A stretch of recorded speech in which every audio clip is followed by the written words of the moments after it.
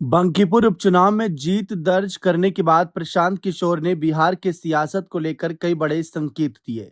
जनसुराज के संस्थापक और बांकीपुर से नवनिर्वाचित विधायक ने कहा कि उनकी राजनीति का मकसद सिर्फ सत्ता हासिल करना नहीं है। उन्होंने साफ किया कि वे अपने राजनीतिक सिद्धांतों से समझौता करने के बजाय हार स्वीकार करना पसंद करेंगे। दरअसल प्रशांत किशोर को लेकर ये चर्चा शुरू हो गई कि अब तो वह विधायक बन गए और जिस तरीके से सम्राट सरकार के खिलाफ एक्टिव हैं, अपनी बात रख रहे हैं, तो क्या भविष्य में सम्राट सरकार में कोई मंत्री पद का ऑफर इन्हें मिल सकता है? तो ये चर्चा शुरू हुई तो इस बीच प्रशांत किशोर ने खुद ही आकर जवाब दिया। प्रशांत किशोर ने कहा कि अगर राजनीतिक परिस्थितियां ऐसी बनती हैं कि उन्हें सम्राट चौधरी या तेजस्वी यादव में से किसी एक के साथ जाना पड़े तो वह ऐसा नहीं करेंगे। उन्होंने कहा कि अगर यही करना होता तो वह पहले ही उनके साथ होते।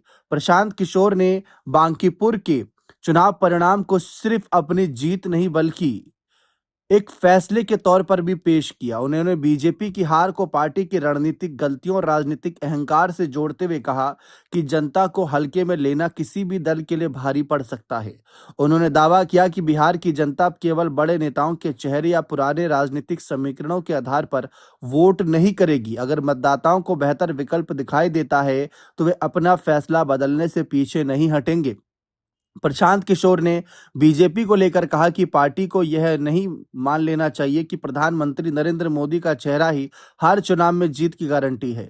इसी तरह लालू यादव के नाम या उनके डर के आधार पर भी हमेशा वोट हासिल नहीं किया जा सकता। उनके मुताबिक मतदाता अब अपने स्थानीय मुद्दों और उम्मीदवार को भी महत्व दे रहे हैं।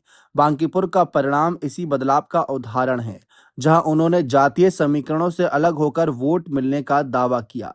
प्रशांत किशोर ने चुनाव प्रचार के दौरान नेताओं की ओर से दिए गए कुछ बयानों का जिक्र किया। उन्होंने कहा कि जब यह संदेश जाता है कि किसी को भी उम्मीदवार बना देने के बावजूद चुनाव जीता जा सकता है, तो इससे जनता के स्वाभिमान को चोट पहुंचती है।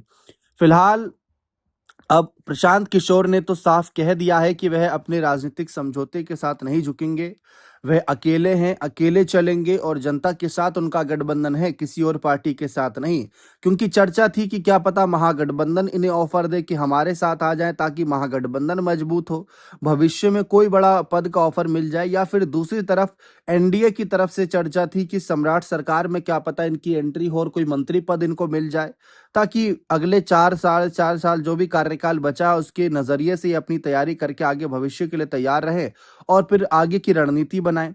तो उसी आधार पर अगर आप देखें तो यहाँ पर प्रशांत किशोर ने अपनी बातें एकदम क्रिस्टल क्लियर कर दी हैं कि वह फिलहाल कोई समझौता नहीं करने जा रहे। बने रहे चैनल के साथ। बहुत बहुत शुक्रिया।